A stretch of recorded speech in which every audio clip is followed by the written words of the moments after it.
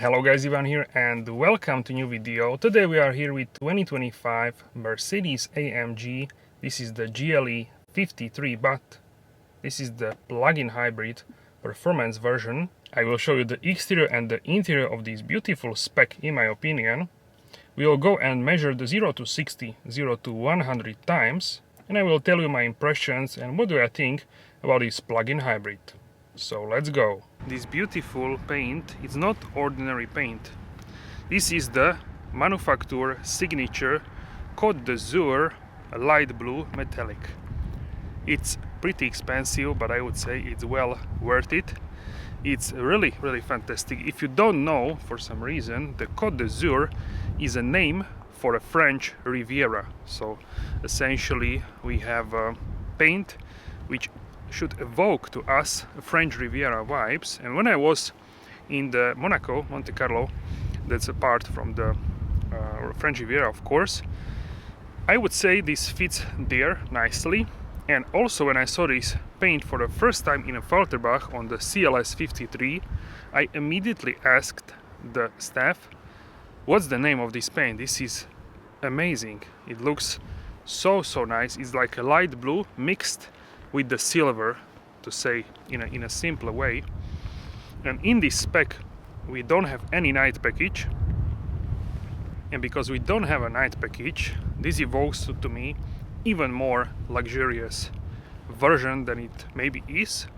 So I would say that this paint looks better with the chrome. We have also chrome wheels. Not only we don't have a night package, but we also have a chrome wheels. So this takes this into another level in terms of the luxurious spec. Let me know how do you like this personally. I like it quite a lot, but I'm curious to hear your thoughts and your opinion. So this is the facelift version of the GLE 53, but this is also the plug-in hybrid. How you can know that this is a plug-in hybrid is not that easy to recognize, but we have some cues here. So here on the front fender you have turbo, and underneath you have a hybrid, which you don't have on the mild hybrid. And then this is your gas tank, and here we have a charging flap. So now it's windy of course, so charging flap, and you can charge either slow charging AC or even DC fast charging. A little bit less than 60 kilowatts this car can do in terms of the charging. This is amazing for a plug-in hybrid. We have also this red surrounding around the GLE. So usually you have with the plug-in hybrids, Mercedes or AMG, around the badge you have a red surrounding with all the plug-in hybrids for the AMG. So now from the side we have this typical GLE silhouette with the strong C-pillar. So this is since the beginning, the ML, it's still here. And some people say they don't want to see this, some people love it. So let me know what you think about this C-pillar. Should it stay here or should it go away? In terms of the lights, we have the multi-beams with the new LED signature. So we have 4 smaller stripes and 1 longer eyebrow. Then we have the AMG Pan Americana grille, or now called the AMG specific grille. What is also new for the facelift is here the AFFALTERBACH crest logo. Really nice. Check out this paint, how it flickers, sparkles. Wow, it's really nice. It looks almost, if you look at it first, you don't understand this is silver or this is blue. What it actually is, you don't really understand. But when you take like a second or third look, you know what this is all about. Also, this trim piece in the middle is in chrome as well. Looking really nice. These are the AMG's forged cross-spoke wheels in chrome color, with this like inner color of like gray. So looking really expensive and really great. Also we have red calipers with the black lettering, and these are actually winter tires, so full snow tires, because we are just ending the winter 285 40R22 at the front. Let's check out the rear size. Not many people actually show the tire size on the YouTube. That's why I want to show it to you. I'm also curious always. So 325 35 22 at the back. So we have wider at the back, of course. 325 is quite a lot.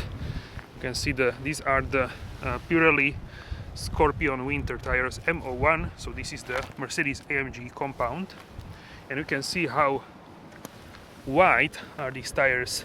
The grip is really crazy with this. The window trim is also in chrome, and also here on the top you can see the roof rails in chrome. This is just a chrome paradise. This car, so much chrome that yeah, I cannot even understand. Everywhere where I look I can see chrome. This is really crazy. Alright, so now let's take a look from the back. For the facelift version of the GLE, we have here the tail lamps. You can see here the design. Also the lights are connected with the chrome strip.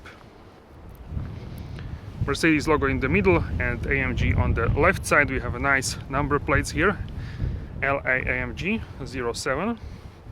You have a nice chrome piece above the exhaust. With night package this is blacked out, so it's more or less hidden. Also we have 4 exhaust pipes which are in chrome with the AMG lettering. So the version without the night package really offers a lot of chrome, and I find it really luxurious looking, and Mercedes always like a luxurious car, so why not? It fits the character of the Mercedes, the chrome, and if you want you can go for it and it will look really great in my opinion. Again, we have power domes on the front hood, and we have a huge panoramic sunroof, of course. So I would rate this spec 10 out of 10, and I think this is the luxurious spec which is done right. Alright guys, so let's check out what is under the hood. But first let's check out the fuel cap. You need to depressurize with the button, otherwise it will not open. That's all for all plug-in hybrids, that's the same. And we have here the AMG fuel filler cap, but we need to turn it in the correct way, like this. So we have now this chrome AMG fuel cap, very nice, really amazing. And you should use 98 or more octane. Top speed is limited to 250 kilometers per hour, 155 miles per hour. E5, E10, E25 rated to use. Now let's go and check out the engine bay.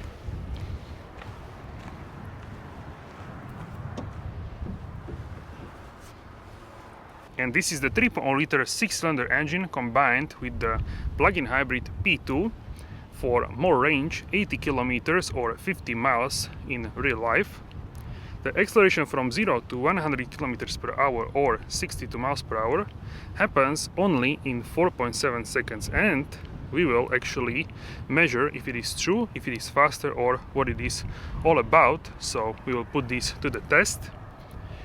This also can recharge in 20 minutes from 10 to 80%, and easily from 0 to 100 in about 26-27 minutes. So very fast charging for this plug-in hybrid. You can also charge it at slower pace. It will take about 2.5 hours at home, let's say. So yeah, this is really convenient plug-in hybrid usage. The power from the engine is 449 horsepower and 170 horsepower from the electric motor. Together system output we are looking at 544 horsepower, and the torque is 750 Newton meters.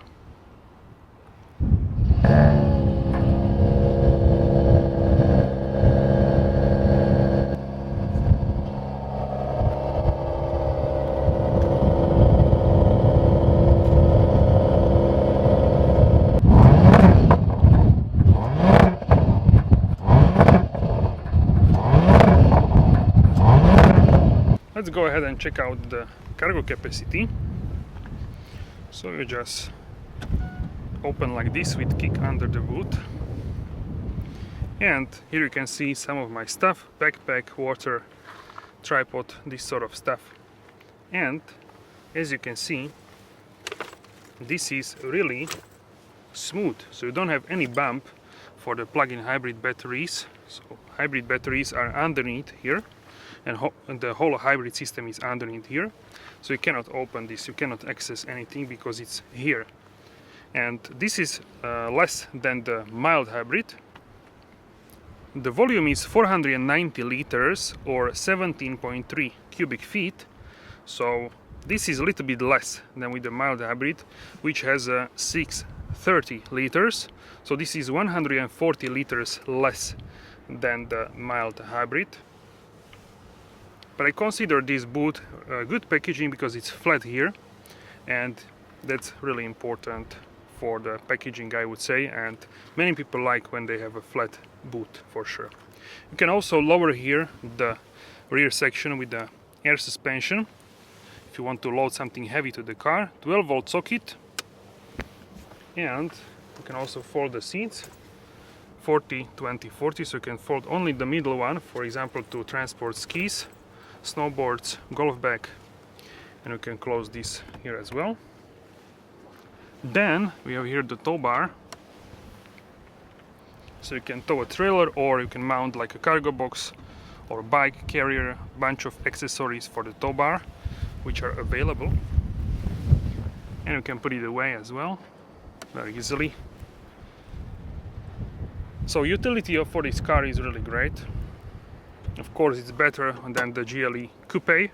That one has a sloping roof, so yeah, that's that. For the practicality, this is the winner. Also I see here the lights and also speakers, and you can either press here to close the boot or you can kick underneath once again and it will close automatically the tailgate. Alright, so let's check out the soft close. Really soft with the GLE, unlike for the G63, which has a brutal soft close. This one is nice and elegant. And this is the interior, which I really like.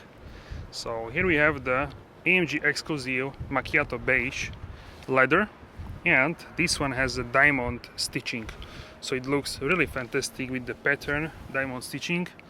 We have the AMG logo here, and what is also amazing is here the AFFALTERBACH crest logo. In terms of the trim, here we have the manufacturer piano black lacquer, flowing lines, and this is the wood trim, so it's looking really great. Black leather here we have the beige, macchiato beige. This is more sturdy with the, we can say, harder plastic. We have huge door pockets here for water and bunch of stuff. You have buttons for the tailgate and the fuel tank. Door sills illuminated. AMG floor mats, and the pedals are brushed aluminum with the rubber dots. The new AMG Performance steering wheel, and let's hop inside. Panoramic sunroof, really huge, so let's hop inside. Once again, soft close. We have a warning here for the California, check it out. So yeah, this car is actually made in the US, in Alabama, Tuscaloosa, that's the name. And you can also close this with the cable, so you don't see this. Now it's nicely hidden. If you want to open it, you can. You have a cable here for the phone, fast charging with the USB-C. You have USB-C ports, wireless charger for a phone, but I find wire to be faster, but if you want you can do that as well, but the phone will be more hot and it will charge like slower, so yeah, I prefer definitely, so I prefer the wired charging to the wireless in any car. Then we have the two cup holders. These are actually either cooled or heated, so you can see red light and blue light. So these walls will actually either cool down or heat up. These are also adjustable depending how large is your drink.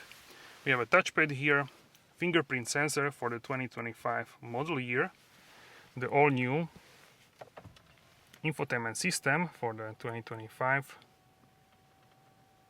and you can see here we have also the charging menu. So maximum is 60 kilowatts. Currently it's 52, but it can go even faster, as you can see here. So let's start the car. It starts in electric mode. You have this pop-up for the regulations of the speed, so you can turn it off easily if you want here. It's always here on the screen. So here we have central armrest, and if you open it you have some additional space. Check out water bottle, power bank, bunch of stuff here that you can put. This car can filtrate the air, so it has air filtration, also the ionization. So now actually the external air is 3 PM 2.5, that's good, and internal is 1, so it filtrates to the best possible scenario for the interior. So that is really great. You can also do air refreshener. Personally I don't really use it, but if you want you can put it to 3 levels. So you have 3 levels, level 2 and level 1. Let's keep it at level 1 so we can smell maybe how it smells. Here actually is the perfume. So let's see what kind of name. This is the AMG 63. Check it out, AMG 63 perfume. So this is the AMG 63 perfume here. Also glove compartment. The lower dash is in leather. Also the central tunnel. The leather is really nice quality. I really like this. Diamond stitching looks the best in my opinion, the most luxurious. The headliner is also in macchiato beige as well. And check out how tinted is actually the sunroof. Quite a difference with the windows. And also in the back we have actually these sunshades, which you can see deploy. This is good for kids. You can also open this for like a small gap for the ventilation, or you can open it fully. Now you can have like fresh air coming into the car. So this is really good. You can close this. And if it's too sunny, sometimes it actually is, you want to close this, and now we can press here the button and it will close the sunshade, the roller sun blind in beige color as well. So it will close, and now we have a nice shade in the car. So that's really great. I actually use it because sometimes the sun is too harsh. Check out what we have here on the seats. So this is the AFFALTERBACH crest embossed in the leather. Wow, this is looking really great. Also we have the Burmester surround sound system. The seats are heated, they are also ventilated, and you can operate the passenger seat as well. So for example you can move it if you want. We have 3 memory positions for the seats, so for the 3 drivers it can remember. And we have a panel for the windows. Also you can put down these sun blinds. Check it out. These are fully electric. And you can do that also here, behind the driver. It nicely tucks away. So back in days people were putting like on suction cups this sort of stuff. Now in this car it's electric, and you can retract or deploy this super easily for the kids or for anyone who wants to have more privacy. You have a privacy windows, so they are tinted, but this is one level more for the privacy. I don't think I can smell anything, so I will increase the air refreshener. Maybe it is doing in cycles the circulation of the perfume. This is the performance steering wheel, AMG one, the new one with the controls. So you have the modes here. Also you can adjust like a suspension, for example, a bunch of stuff which you can do here. Change also for the sport or classic. I really like the classic. It's also good. I either use classic or also navigation you can have here. Assistance, off-road menu. So I can now smell this. It's a nice perfume. You have service, warning messages, bunch of information here. Also heads-up display. Let's not forget this. So we have heads-up display. My favorite is this one with the revs. Super Sport, Standard, Minimal, Off-Road, Eco display. It looks like this.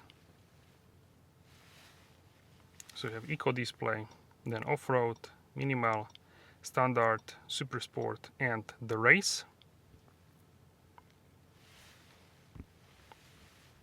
Personally, I don't use the heads-up display. I'm not that used to it, and now I misclicked, as you can see. So as you saw, I misclicked in the menu. Sometimes it happens, but not that often, I would say, as you might think. And you can get used to this pretty fast. You can also change the distance with the adaptive cruise control, the Distronic.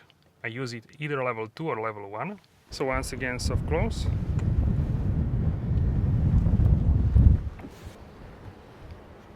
Once again, flowing lines, really nice. Stitching, diamond stitching, you have you can take this out. So here we have ISOFIX. You need to put it somewhere so you don't lose this, like this. Here in the middle we have an armrest which you can fold out, 2 adjustable cup holders. You have AC for rear passengers, so 4-zone AC. Also we have 2 USB-C ports illuminated. We have some storage space here. In the doors we have quite a big door pockets. Burmester speaker. You can heat up also the rear seats. Once again, you can put down the sunshade. So let's hop inside.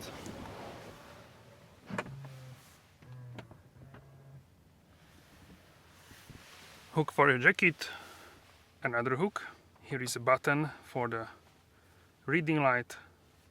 You have here handle, microphone, airbag, vent for the AC, and look at the sunroof. And how spacious is this? Really spacious. My arm is comfortable here, wide enough. And check out now the space for my legs. So I have easily this amount of the space. That's like 20 centimeters, maybe even more. So in inches that could be like 10 inches, about 8 to 10 inches. So plenty of space here in the GLE 53 or any other GLE. The space will be the same. That's why people love this car, and that's why they buy the GLE. Can you see how big the headroom is here in the GLE? This is huge. I cannot even, it's like 25 centimeters, like 10 inches. And I'm 185 centimeters, 6 feet and 1 inch. So even taller people than me can fit here pretty easily. This is so spacious of a car that it's really top level in terms of the spaciousness.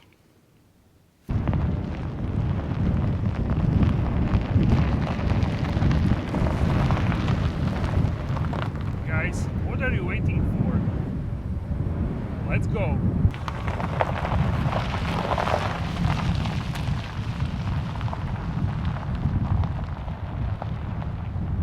Alright guys, so welcome on board of the GLE 53, and this is the latest plug-in hybrid version. And you want to test the acceleration and also, of course, go for a drive to see what we can expect from this new iteration of the GLE 53. I would say this is the most popular AMG according to what I see, what people are buying.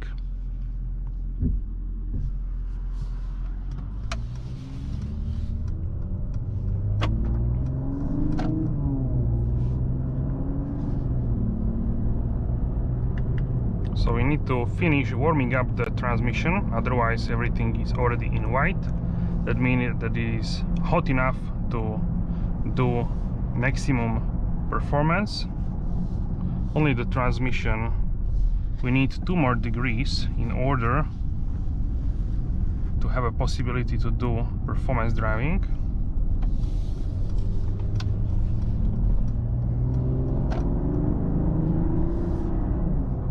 Right now actually the sound button is off, but we still get this pretty nice sound in sport mode. If you want to experience the combustion engine side of this car, you have to be in sport mode in order for the engine to be on. Let's try the slippery mode. Slippery mode, I believe, yes, also can go in electric, so you have to be in sport mode with the engine. Let's go here. We need 1 more degree of Celsius in order to be able to do performance driving. So I'm really pleasantly surprised with this GLE 53 hybrid. I was just a couple of days ago finishing driving the E53 hybrid, so I have it very fresh in my memory, and I can compare these two performance 53s plug-in hybrids really nicely.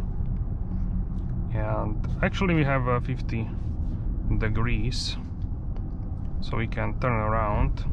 The E53 is definitely more sturdy than this GLE 53. E53 is geared more towards this petrolhead client, which also wants a plug-in hybrid. This one, I would say, more geared towards the comfort and luxury, so it is definitely more, let's say, playful in terms of the suspension. Is not as hardcore as the E-Class, but the level of noise is similar as in the E-Class, so they are both really quiet. Which is more quiet, I'm not sure. They are on similar level essentially.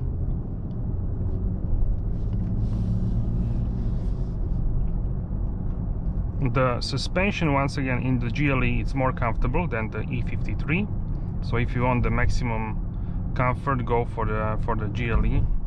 But if you go over some uneven roads, then you can get for sure the sounds from the wheels. Also, I filmed the video on driving on the bad road, so make sure to check that out as well. So now we'll go ahead and check out the performance.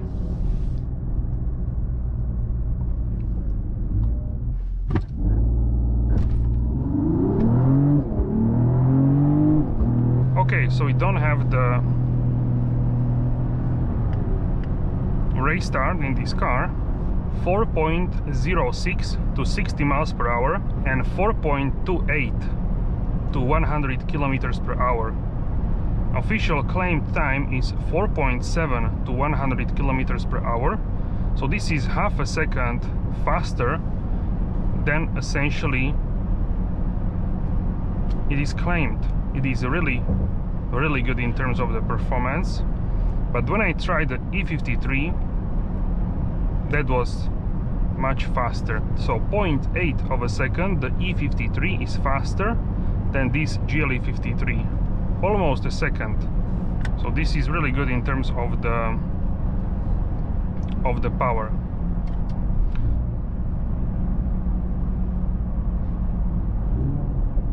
Also we have pops from the exhaust.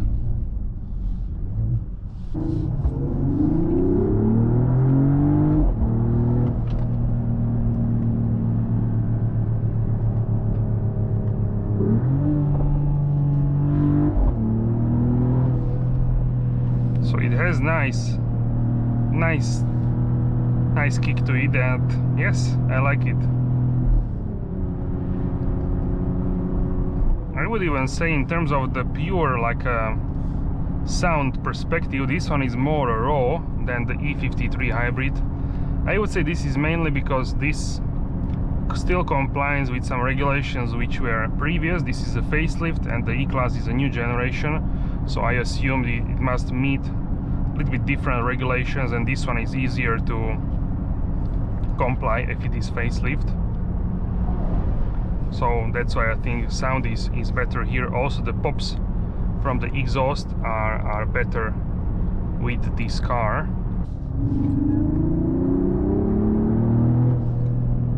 And the pull, because of the electrics, is really great. We have system output of 544 horsepower, and from the engine we have 449 horsepower, almost 450, and the rest of it goes from the electrics.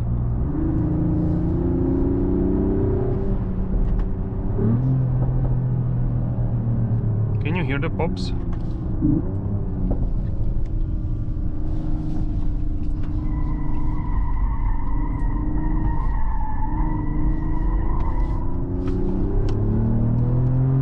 But the most important to me is it enough enjoyment? Is it fun to drive? It gives you some emotions, and they are pretty good, the emotions. In the E-Class you would find definitely more enjoyment in terms of the driving in the corners. It can grip like a crazy car, the E53 hybrid, the new one. Better than this, of course. Lower center of the gravity, a lighter weight, so that one is definitely something for the cornering, much better. This one for daily driving and occasional fun, I think it hits all the marks really well. And you still will be fast than 95% of the cars on the road. It's still plenty of power here.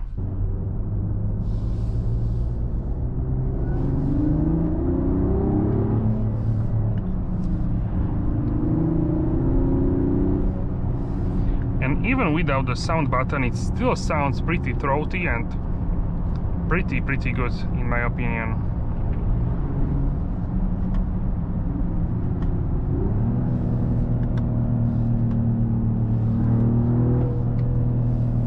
So the enjoyment is really there.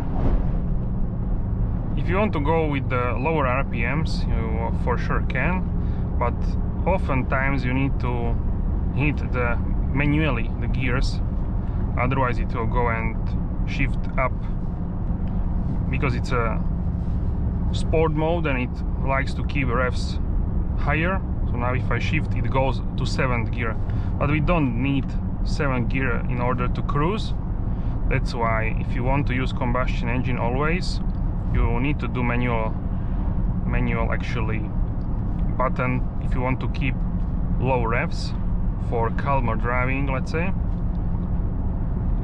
You can also use comfort mode, but then it will switch on and switch off with the hybrid and combustion engine, and if you don't want that, then you need to manually shift essentially. Let's go ahead and go back to electric mode.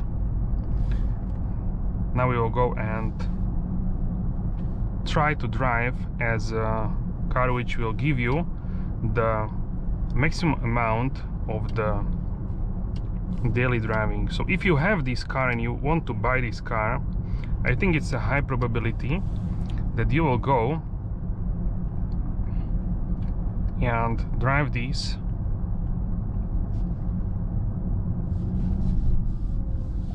as a daily driver, of course. Otherwise, why would you go and buy the hybrid? You want this because you want to use this every day with this plug-in hybrid unit.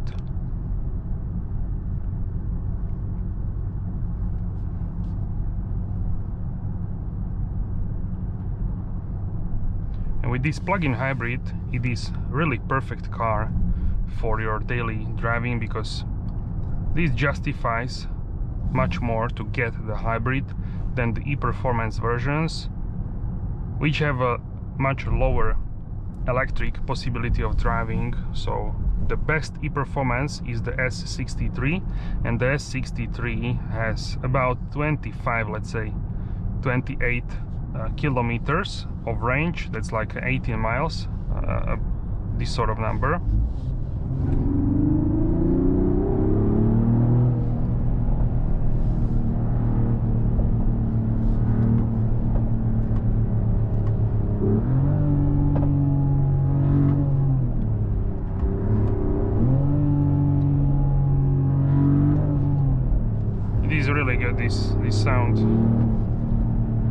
Okay, so we need to calm down.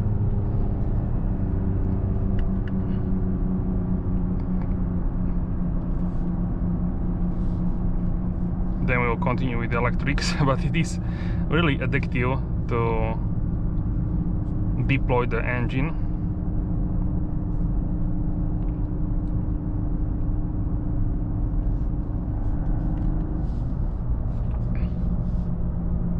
And if you stop with the performance driving, you need about 30 or 40 seconds to cool down the turbochargers. Then you can switch off to electric mode. That's the best essentially way in every car. So don't switch it off immediately, because you want to cool down turbos before you turn them off.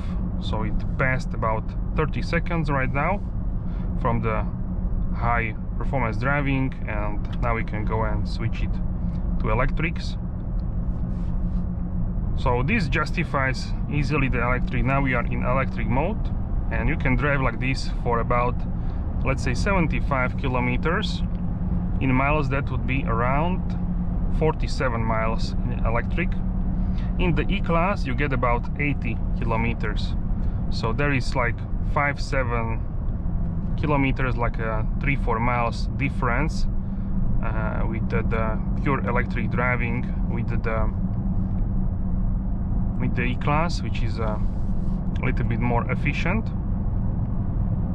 because it's also less in terms of the weight. It is lighter. But now we are gliding. You can see here on the screen what the car is doing. Now actually we are recuperating.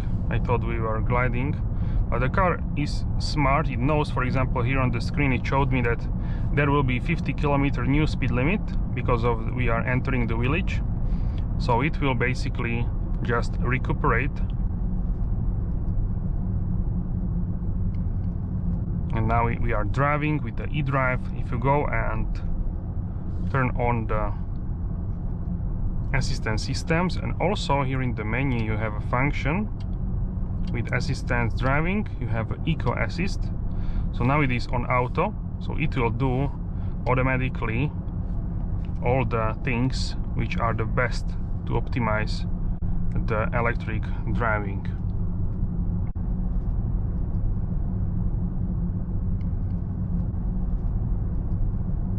Alright, so now let's accelerate once again.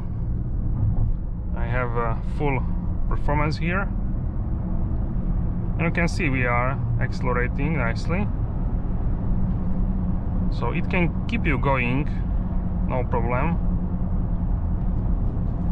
I really like that I can see all 5 temperatures. So we have temperature of the transmission, then we have the temperature of the engine oil, then we have the coolant, and then we have the temperature of the electric motor, and then temperature of the batteries. Alright guys, so just did electric driving. You can see 100% electric, 72 kilometers driven, and we have 10 more kilometers of range here.